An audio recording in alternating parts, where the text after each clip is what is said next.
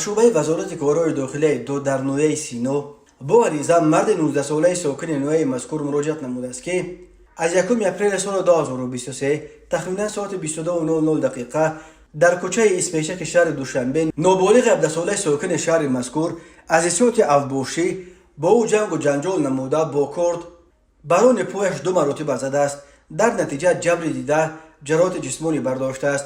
اینچنین به شعبه وزارت کارهای داخلی یک در نویه شومنصور عریضه مرد 46 ساله ساکن نویه مذکور وارد گردیده است که 1 اپریل سال 2023 تقریبا ساعت 19:10 دقیقه در کوچه مستانگولف پایتخت مرد 55 ساله ساکن دوشنبه از صورت افبوشی با او جنگ و جنجال نموده با آلات برنده الماس به تگ منعش زده است. در نتیجه جبر دیده جراحت جسمانی به سلامتیش برداشته است. اوی بین حادثه و تفتیشات ادامه دارد. پرونده جنایتی با مورد 248 قسم 2 کودکس جنایتی جمهوری تاجیکستان نسبت مرد 29 ساله ساکن شهر خوجند آغاز کرده شده است.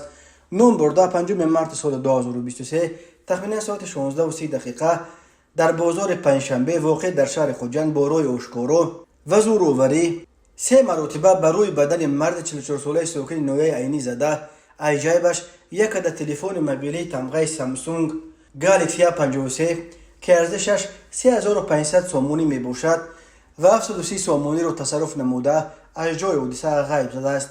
از روی این حادثه تفتیشات ادامه دارد.